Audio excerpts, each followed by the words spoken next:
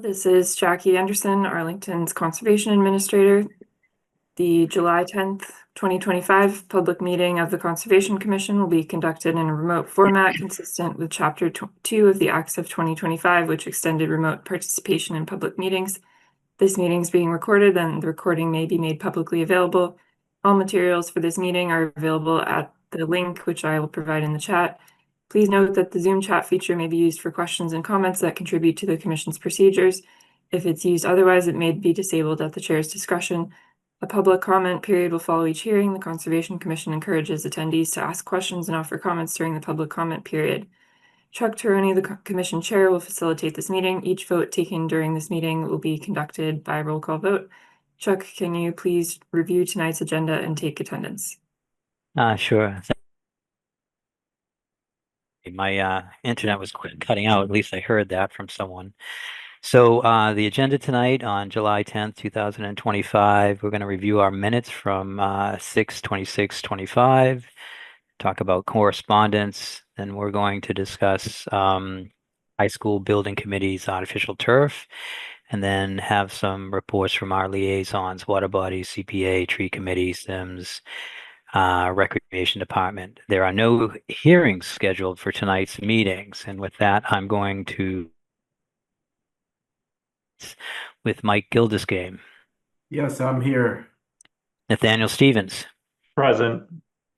David White. Here. David Kaplan. Present. Brian McBride. Here. Chuck Tirone is here, and Susan Chapnick is not going to be attending our meeting tonight. And so we have associate members Sarah Alfaro Franco. Present. And Eileen Coleman, but I don't see her on the screen. So I believe Eileen's out, and her meeting was tonight in her town that she is an administrator in. So with that, we're going to move on to our first agenda item, which is reviewing of the minutes of 6/26/2025.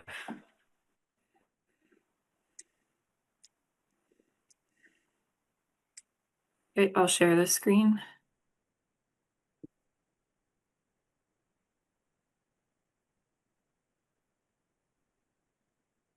I'll move to approve the minutes.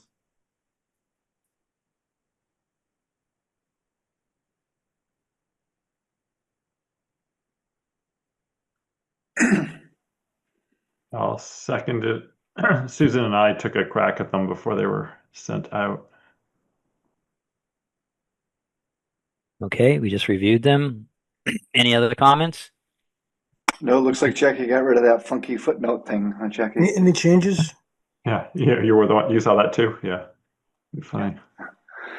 Okay, so we have a first and a second, and I'll go with David White. Yes. David Kaplan. Yes. Brian Yes. Mike Gildersgame. Yes. Nathaniel Stevens. Yes. And Chuck Tirone says yes. All right. This is correspondence, just a correspondence. So all that correspondence is available for the public. For a full list of correspondence, contact the conservation agent at the link that I guess Jackie will provide. And also, when you're up on the correspondence list, you may check out anything on that we have for the Arlington Land Trust, their reports and their correspondence page. Okay, moving right along to discussions. We have the Arlington High School Building Committee artificial turf. And Nathaniel and Susan sent out a letter, and I think it was received, and I had some email discussion with Jim Feeney, our town manager, and they are accepting the letter as is. And just to summarize the letter, we have it demonstrates the AHSBC did not demonstrate compliance, so modified the test result requirements and they required a submission of sampling protocol, and they made this a continuing requirement even after the issue of compliance is issued. So those were things. The biggest note was that they couldn't meet the one of the requirements, so they modified the testing results. And so the sampling from stormwater runoff at the field rather than just in the carpet and crumb rubber. So more of a stormwater situation. And as Jim would describe it, I think they wanted more of a real life situation to have that evaluation. So Nathaniel, do you have anything to add to that? No, thank you. I think you've summarized it quite well. I see Jim and Jeff are here from the town manager and the chair of the building committee. I don't know if they have anything to add or if they're just. That is accurate. The letter is presented, codified well what we discussed at the last meeting, performing a test on the water sample as opposed to a solid material sample with the prescribed EPA method for SVOCs. I think the only sort of question I had, though I have an assumption that it's a frequency, it says after 2 consecutive sampling events. I assumed those are consecutive monthly sampling events, but the frequency isn't well defined there. So I was drawing a parallel to the 6 ppd Q sampling frequency, which for the first 6 months was to be monthly. So I didn't know if either Commissioner Stevens or Commissioner Chapnick had discussed what that frequency may be.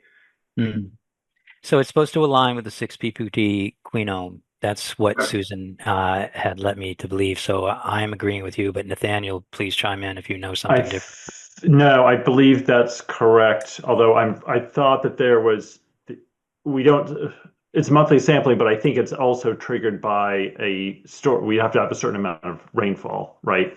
I think that's in there. So that's what's first popping to my mind. But yes, I think it's the same idea.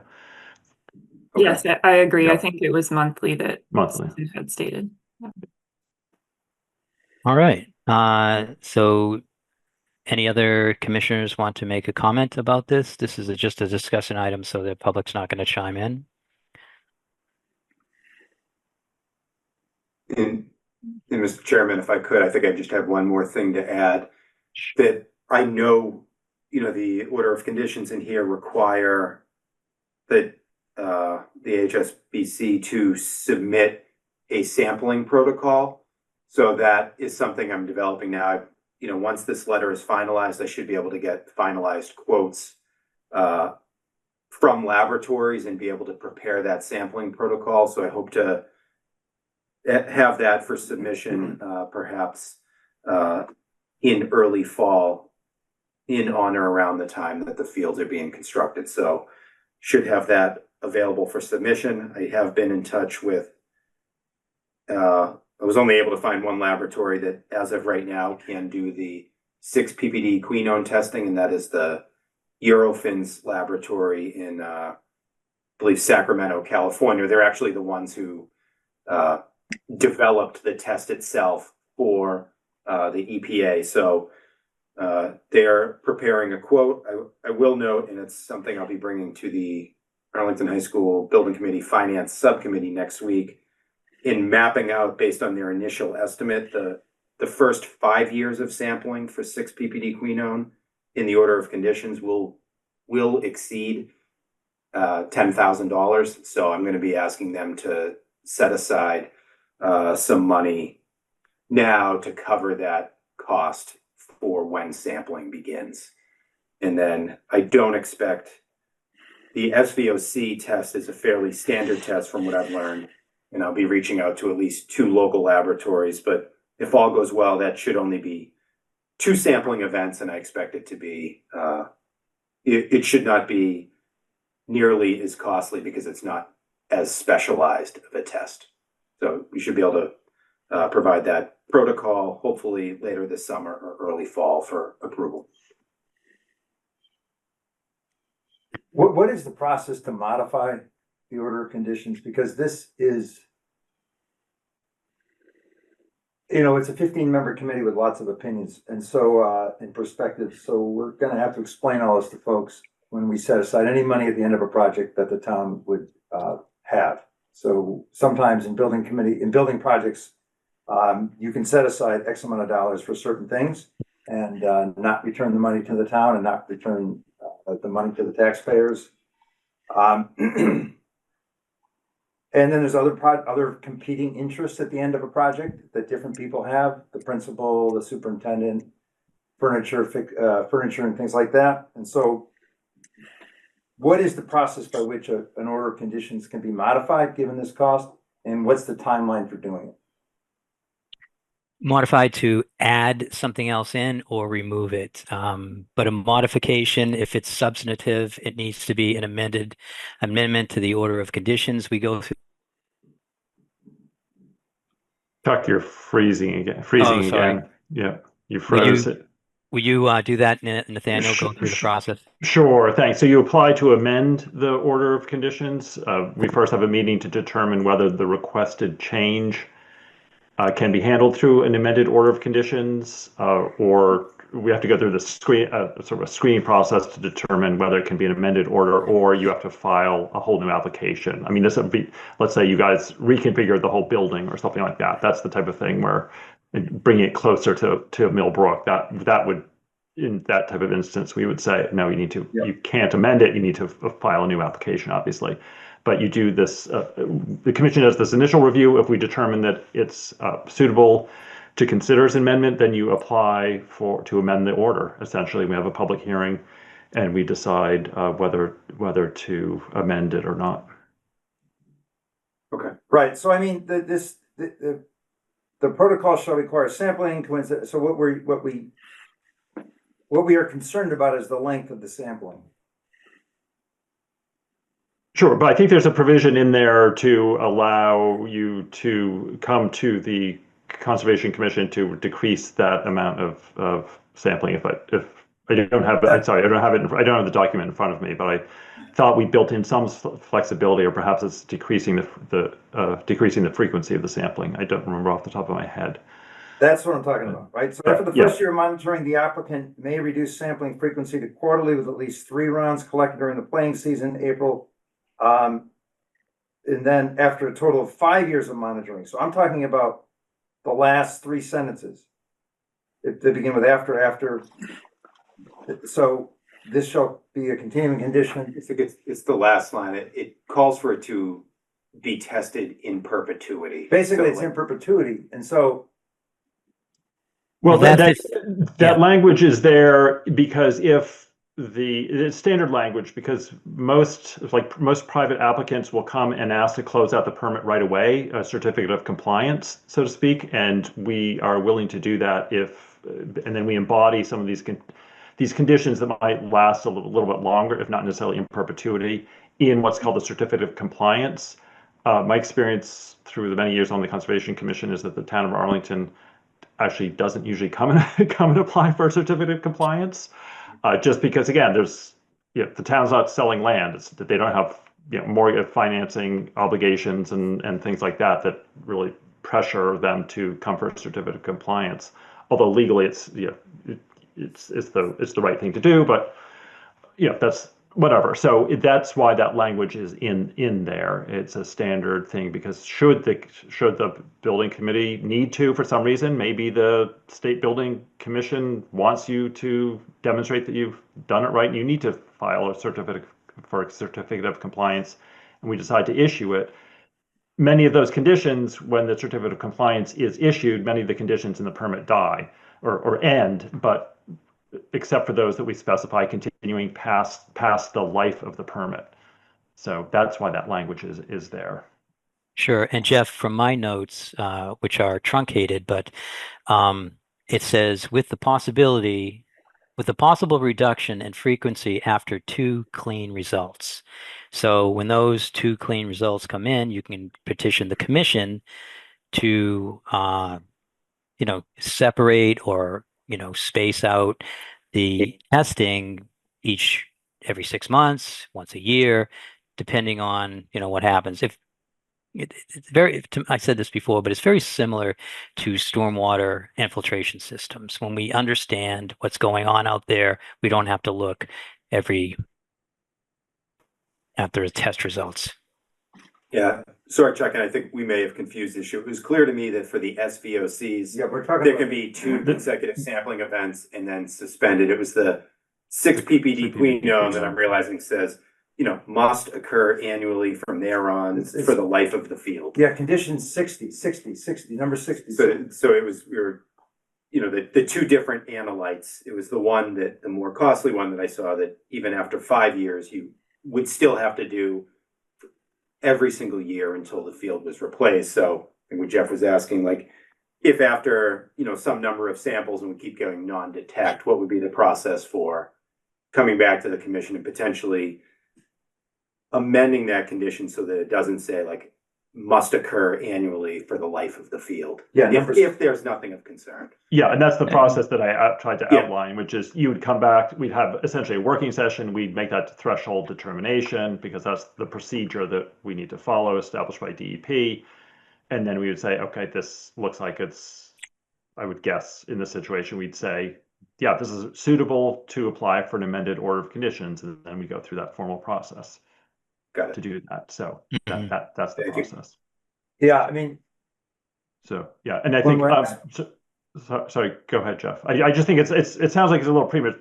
I mean, I understand the financial aspects of it, and the pressures and the competing interests, I get that, but I think at this point, I think it might behoove the committee to come back, once the field's in place and you've done at least a few tests. I think the commission would overall feel a little more comfortable discussing it after we've had, some test results, frankly.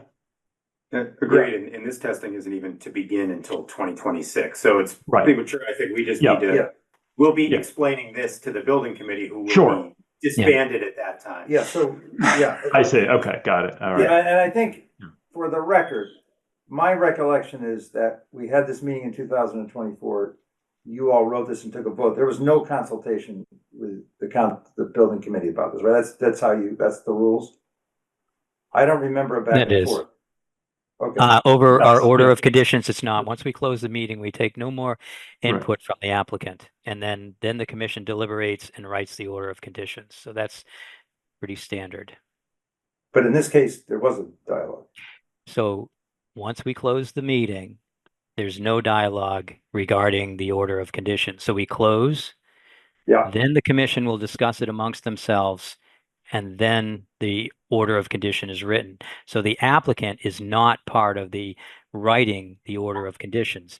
We just take your testimony up until we close, and then no more testimony can be, taken in or taken into account.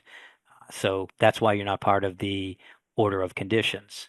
The order of Drafting, conditions discussion. right? Yeah. Drafting, yeah. So I mean, that's why there's an appeals process. If applicants are not happy with a condition, or if we deny a project, there's appeal routes. As you know from the Thorndike Place matter, there are appeal routes available to unhappy applicants. But yeah, in this case with the testing procedure, it's a somewhat unique issue that came up with the testing, and so we've been trying to work with the town and the building commission to move this forward in a constructive manner and come up with this alternative method. And we're doing this through what's called a letter, really a letter amendment. It's almost like a field change. It's something very minor. It's not changing the standard per se that has to be met. It's just we're providing some flexibility about how you can demonstrate compliance with that. that's the SVOC. I was talking about the 6 ppd quinone. Okay, Okay, well, the 6 ppd quinone, then you would come back through the amendment process, which I described. Got it. All right. Yeah. And in terms of, sorry, Jim, going back to what you were saying about the labs, I think it's safe for me to say that Susan Chapnick would be happy to assist you in any way with providing you with other names of labs to contact and things like that, since that's her business. So Nathaniel, let me ask you a question. I think I know the answer, but I just want to make sure, and maybe I'm helping Jim and Jeff out. So even though it says in perpetuity, if they came back to the Conservation Commission and we had clearly test results that are not negative or bad, the Conservation Commission could say, let's end that portion of the order of conditions. Yes, yeah, good point. I mean, it's really in perpetuity, and the unsaid language behind that is unless the Conservation Commission changes, this requirement essentially. So you're not. It doesn't take. It's not a conservation restriction. You don't need a 2/3 vote of the legislature to change that condition. You just need a vote of the Conservation Commission. Yeah, it is a challenge to budget for perpetuity. I'd imagine. Yes. Can appreciate that. Yeah. So I think I have, this is all helpful. I have a firm enough understanding to be able to present this to the larger committee to support the request, but also to note that, following 2026, when this begins, after a certain amount of tests are completed, if everything looks to be sound and in order and there are no concerns, we would have the opportunity, though we've held the funds, to proceed, potentially get that particular element suspended and then be able to, return the capital. So I think I've got what I need in terms of an understanding to be able to depict what the future process might look like to the committee who exists now. All right, great. I appreciate it. All right, so with that, I think I have a motion in mind. Can I just read it out and someone can just say how they feel about it? So the Conservation Commission approves the draft letter dated June 30th, 2025 to the Arlington High School Building Committee regarding SVOC testing requirements under Special Condition 57-6 of the amended order of conditions for DEP file number 91323. The letter shall be added to the project file and serve as a reference and any further replacement of synthetic turf field. You cut out there a little bit, but I would also comment. Could you modify the motion just to drop the word draft, because we did send a letter out. You send a letter. We sent a letter. I accept. Just say letter. Yeah. Yeah. Do you want me to read from like the letter shall be added to the project file and serve as a reference during the certificate of compliance process and any further replacement of synthetic turf field? That was the end. I'll second that. Well, before we vote, sorry. can I just ask a quick question of the applicant? I know I think the requirement, I guess, of the letter is saying that you need to come back to us with a sampling plan. I was just curious if you've started to give any thought to that, because stormwater sampling is complicated. The constituent concentrations can vary considerably throughout the course of just one rain event. So I'm just curious I'm hoping that you've started to ask the right questions about how to potentially approach that, and you have some good people on board who can steer you in the right direction. I think, Dave, in terms of I'm not sure I understood much of what you said, so we're not as far along as we need to be. Okay. I began to try to understand what solely the cost of the analytical laboratory would be. So to know what I need to set aside for sampling. Now, if I'm going to need a scientist to come out and actually collect the samples, this may get exorbitantly more expensive relatively quickly. So I don't know if it's a matter of someone, if that's what's required, but welcome anyone's input on that as we look to draft. I think the location is defined, right? They're using the port. Yeah, we're installing a port. Right. A port, yeah. So I think that aspect of it, David. But I guess what other things were you thinking of? And sorry, I'm gonna find Well, throughout the runoff hydrograph during the course Right. of a storm. So you have your rainfall, it hits the surface, it overwhelms the surface, it starts running off into this sampling port. Typically the initial concentrations when you pull a sample are often the highest, with the first flush First flush, right. of these constituents being washed off.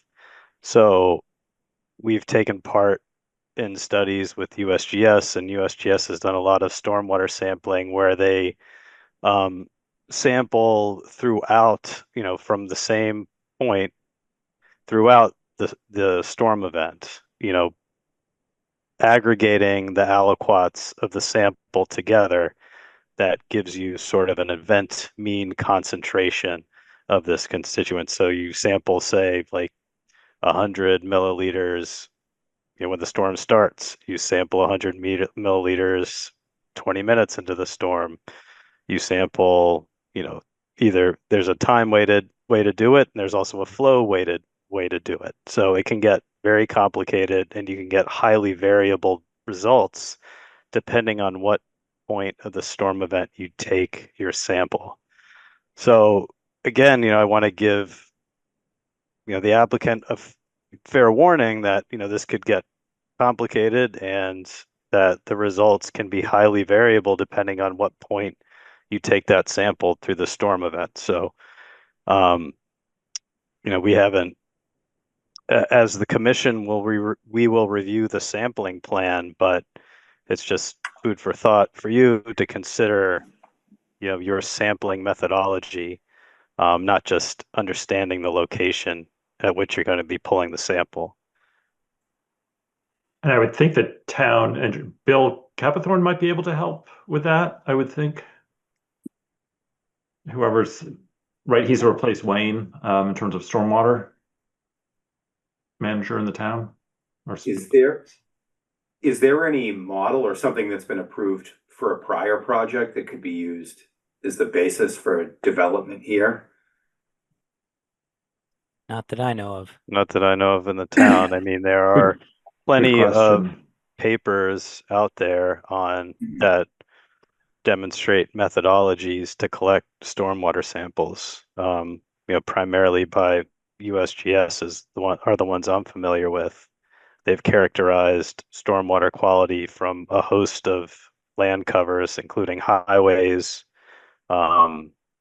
roadways, but not to my knowledge for artificial turf fields. But David, I do you think, have a white paper on that that you could send Jim? I sent David and Jackie, I think, a hyperlink to the 2005-2007 USGS highway runoff study. And that describes, I think, in detail how they do that. Or you could look at, I could send you some links to the stormwater sampling that USGS has done in conjunction with the Cambridge Water Department to characterize stormwater in our streams. But I think it might be a little bit more apropos using the highway model, because it's just a collection point from one land cover.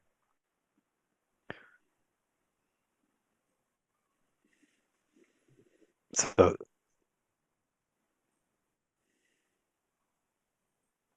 All right. But so I think, yeah, I'm happy to send the links, or or try to. I think it's food for thought. I mean, multiple samples and an average over time.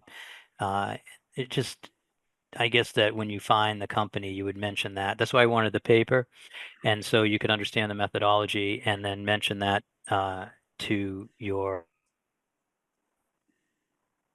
if that's a process that would work in this case, because ultimately they're going to be responsible for the sample. So I see two more hands. I'm going to go with Brian McBride. Yeah, I'm just wondering if the state DEP has any kind of sampling process that they've developed. I know there are a couple other towns that did something similar to what we're trying to do here, but it seems like we may be a little bit on the cutting edge and there may not be processes developed already. That's right. And There are no processes right now for this. Makes it challenging. yeah. Okay, so let's go with Okay. Nathaniel. Thanks. A couple of thoughts.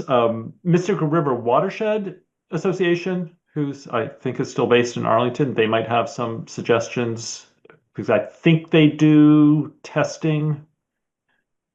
If I'm wrong, I think the Charles River Watershed Association does as well.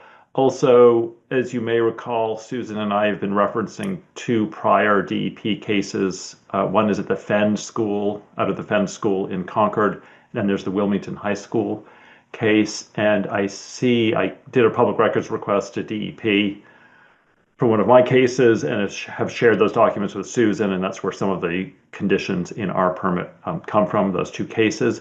They do have a draft protocol. I have it in front of up here on the screen. This is maybe a simplified one, but I'm happy to share that one. I haven't delved into it yet to say, is this good or bad? But I just, as a possible example, this is a very simple one. Then this is for the Wilmington High School, and then for Fenn, they have a consultant, which I'm just skimming through it now. Again, it's by Epsilon Associates, which is a very high-powered consulting firm. So you can imagine that this is a very detailed report. Well, it looks very detailed. It's actually only 2 pages. So I can send that to you as well. I appreciate any leads because our sort of enduring requirements will be beyond what we have our consultants on board for now. So Sure. this is likely to be something either I or someone else are going to own. So I appreciate any support or documents that would be beneficial. Yeah, I just want to make sure that you're collecting a representative sample from there, so it's not, biased low or biased high, and just getting some good data from this. All right, good advice. So we have a motion on the floor. I'm going to ask Nathaniel to say, so that's your motion. I need.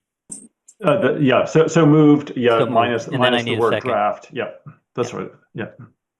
Can I get a second on that motion? Second. I think that was Brian McBride. So let's go with Mike Gilderscane, Yes. David White, Yes. Nathaniel Stevens, Yes. David Kaplan, Yes. Brian McBride, Yes. and Chuck Teroni says yes. All right. All right. Thank you all. Thank you very much. You're welcome. All Thanks. right. Thank you. Bye now. Have a good night. All right. Getting back to our agenda, we want to quickly go right into the water bodies liaison report, and that would be David White and sometimes David Morgan, but David Morgan's not here tonight. David Morgan's not here today, so we have missing pieces, I think. Anyway, I have a few things. Okay, let's go by the water bodies here. Spy Pond has been monitored and treated, and it seems to be in decent shape. I also want to mention that we have the Phragmites treatment coming up this fall. So we need to get that process moving. So we have to get application in for us to review and so on. But September will be here before we know it. All right. How do we want to get that moving? Is that the water bodies working group getting it moving? Well, we could ask David to just bring it back from last time. All right. Well, Jackie's here. We'll ask Jackie. What exactly are you looking for, David? Because this is Jackie's first season with the commission. So some better explanation would be best. We need an application to apply herbicide to the Phragmites. And I think we have previous ones from previous years. Yep. We just need to get that in process. So who's the applicant on that? So we're gonna put in an application to apply herbicides. I think the town is. And so it'd be the town. So Jackie's done probably many notices of intent. She understands the process, but that's the one you're looking for. And I guess the last one would be 3 years. Check with David Morgan, but we should try to get it moving sometime. Okay, I'll check with David. Yeah. Great. Anything else, David? David White? Let's see. Hills Pond has been treated for algae.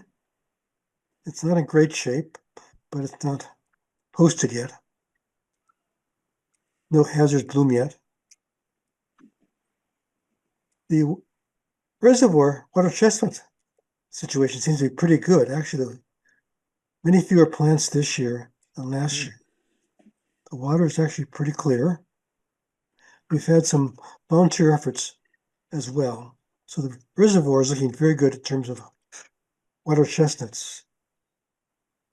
And we had our first assessment done also this year, so we have some benchmarks to work from for the future. And let's see here. Oh, McLennan. Jackie, anything about the buffer zone? So at McLennan, we are in the process of trying to order no mow signs to be put around the pond there. So we're just waiting for that purchasing process to continue. Will it be We'll problematic to have the DPW install those, or is that just kind of automatic with a request? I think the DPW would be installing them. We're just ordering the physical signs. Okay. Yeah. We couldn't find the exact sign graphic, so I had to redesign the sign graphic, and it's copying the one that's at Herdfield. Herdfield, yeah, that's the one I used, and we used fast signs in Woburn. So I made that all up. I actually gave all that information to David too, so he must have lost it. So anyways, there you go. Okay. And the group is meeting again next Thursday, so there'll be further discussions at that point. And we will be talking about McLennan, I think, more. But that's pretty much it at the moment. Anybody, anything else? Oh, David, related to that, I did see a Facebook posting on the Friends of Monotony today where someone had installed a tool that allows people to clip fishing line and retrieve bobbins at the side of the Hills Pond over there, and some signage on how to use it. Just FYI.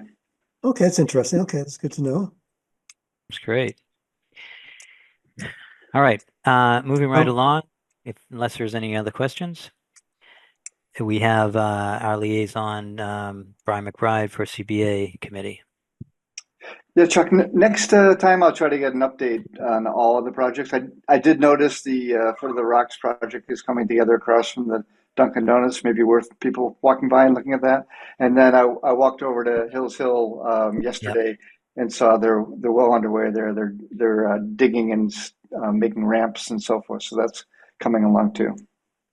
There you go. Yeah. So they say every good community has a bike park, right? So we have that, and we have a skateboard park. So we must be a great community here in Arlington. Now the skateboard park's going to be much better next year with the CPA funding for the big one in McLennan. Oh, it's no stopping us. All right. Thanks for that report. Tree committee, that's Sarah Ferro Franco. So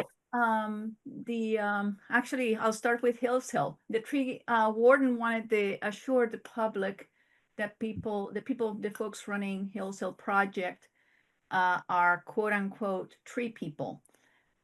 He wanted to let folks know that the first removals were all dead trees, and that they have been very deliberate and careful with their work. So, and if anyone is interested in learning more about what they're doing, they can log into the Park and Rec website for more details. All right. Also, the tree warden told us that there's presently 2 people in a truck, summer help, watering, and they're going around watering trees. The focus presently is on watering the 200 new trees in East Arlington. The committee discussed strategies for expanding the watering to more trees, and they encourage members of the community to be kind to the town trees and water them on a regular basis. That's it. Well, that's great. So What is a tree person? What do they mean by that? Like a company, a tree, someone in the business? What was your understanding when he said a tree person? It's, yeah. My understanding of it, and he said that more than once, is that the individuals running the project care about trees, are knowledgeable about trees, and they're just being, like he said, very careful and deliberate about it. He was very pleased with the work they had done. So that's my understanding. As to what expertise they have, I don't know. I think, what I heard, Sarah, was, of course, they did that tree survey of all the trees in Hills Hill before the project started, and they flagged some of the invasives and dying trees. And then I think they consulted with the tree warden when they actually walked and flagged the trees to be removed. So it did sound like a pretty decent process to me. Yes. Yeah, he was Yeah. very pleased and very Mm. impressed with their work. And he wanted to assure folks in the community that, because there has been a lot of conversation about this, that they are being careful. Yeah. It sounds like not only the first steps that you've talked about with the tree warden, dropping trees can cause a lot of damage. Moving trees, same thing. So maybe that's what the carefulness is. So we're not getting any unintended issues out there just by cutting and dropping and removing the trees. Mhm. Hey, another question, Sarah. Did you happen to ask if the watering group was getting their water from a hydrant or are they siphoning it out of one of our ponds? I don't know. That's a really good question, and I will find out.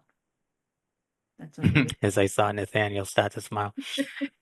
I'll find out. Don't you know they're pulling up in front of your house while you're at work, Chuck? Well, yeah, so it's a red herring if we want to chase that. I mean, it's certainly allowed, but I just was wondering if that was the case.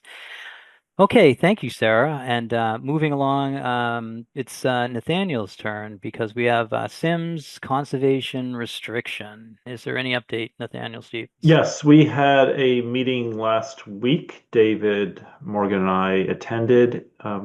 Good meeting. Let's see, where are we? On the encroachments, we're still batting around a draft letter to send to the three most egregious encroachers. Then there was an issue about several home abutters said, fine with me if you move the fence or move the deck that from my property that goes into the CR conservation restriction area. The property management company then said, well, I've been trying to get hold of those people to ask if we can go on their property to do that work. And I'm having trouble getting hold of them. What do we do? Can you talk to town council? David and I talked to town council, who said, the town doesn't want to, that's not the town's fight. It's really up to the management company. So I relayed that back to the management company on that. So that's the update on the encroachments. On the forest management plan, they are getting ready to send to do further contracting on getting that updated. They just asked us to take a look at the revision to the outline. You may recall that we had a meeting in March, I think, to discuss the going from a 5-year plan to a much longer 20+ year plan. And we had an outline document there. They made some revisions to it, and I've been remiss in taking a look at that to make sure that they've gotten all the revisions in. I might actually ask Chuck to put that back, to put that on the agenda for the next meeting, just to be sure, because the property owner wants to make sure that they're getting a contract for what we agreed on and wants to make sure all those elements are there. So I'll take a quick look at it. I might engage Susan's help if we feel that it needs to come back to the commission, or if the commission now decides that yes, they want to take a look at it, the more detailed outline. I'm happy to do that. But again, just remember, it's not yet what they said they would do, which was to provide an overall more detailed report. It's just they've beefed up the outline that you saw before, reflecting our comments on that. So that's the latest in that. So happy to get input as to whether folks really want to see, if they'd like to see the outline, revised outline again, or just leave it to me and perhaps Susan. Sure. Let's hear from David White. This has gone on for quite a while, and I'm concerned that a 20-year plus plan will drag out even further and further and will not be doing things. I'm just a little concerned that things are not going to happen. in Oh, time. Becky, Susan Stamp. Yes. What are you doing up here? Wait, hold on a second. Jackie. I guess I don't have my I just muted co-hosted Susan permissions. Stamps. Go ahead, David, if you're not I finished. assume that was unintentional. Susan Stamps. Yeah, she's a friend of the commission for sure. And So, the things happen and not drag on forever. mhm. Yeah, no, it has been slow going with Sims. This last meeting, they seem to be making more of an effort than they have in the past. So, they're poised. They say they're poised, ready to go on that. So, yeah, it is frustrating. We've been trying to egg them on. I mean, the alternative is to get more aggressive, but that's going to get us into litigation, and that's going to even slow things down further. Yep. So we're just trying to nudge them along, and in my experience, property management companies don't move as quickly as we all hope. That's right. David, delay as much as they can. Well, we're about 3 companies away from the original person. I'm happy they're still picking up the gauntlet and trying to move forward a little bit. I think that it's really tough to understand how much work there is out there, especially when people aren't working with you. I mean, so the couple of encroaching property owners, that's not helpful to say move it yourself. Right. So. Right. But yeah, no, and they're willing to do those things. So I mean, the management company is willing to pick up that tab. So that's not an insignificant concession or gesture, I should say. Sure. I think David Kaplan had a. Yeah, I was going to go to David. Yeah. Yep. Yeah, Nathaniel, I just wanted to follow up on something you said about the town council not wanting to get involved, but doesn't the town own the conservation interests of the CR and I mean, I can understand why they don't want to be involved, but I think it could be helpful if they were to compel the removal of the encroachments. Yes, I mean yes and no. I mean, town council has been very. Don't get me wrong. Town council has been very supportive, and the assistant town council always. I have a question. She's like, "Let's have a meeting. We discuss it." I think the feeling was twofold. It's a little bit tricky when it's a municipality asking permission to go on someone's land. I think she was thinking that it could potentially raise some constitutional law issues. I didn't quite get the full nuance of that, but that's what she said. And then secondly, I think she's of the opinion that it's really within the scope of the management company. They should be relying on their council. They should be using their council, not the town's council, to effectuate that and carry out that responsibility. And it was specifically to granting permission to enter private property. So I can see how they could get a little. Yeah, to seek that permission. Yes. Yeah. So Okay. it's easier. It's less problematic to come from a private entity. And I think just there's also the sense of the ownership of the problem, I guess. It's town council is saying no, it's really up to them to figure that out. It's not up for the town to figure that out.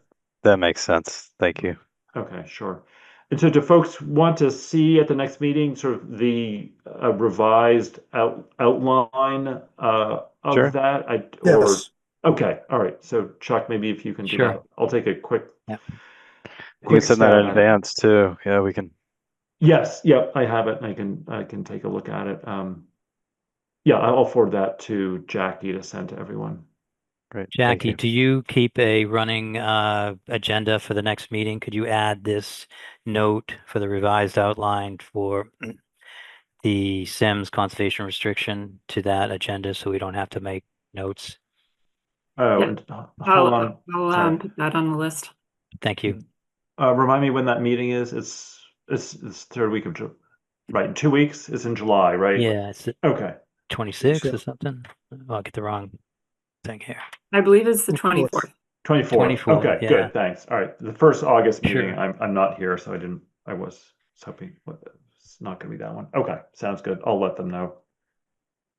All right, so this one's likely to be a quick liaison report. So it's a recreation department update, and David's not here, so we'll just we'll just ask if there's anyone attending tonight's meeting that would like to speak at this time. We're actually through our agenda. We have no hearings tonight. So Sean or Susan, Sean Keen, Susan Stamps, any comments? If not, we're going to take a motion to adjourn.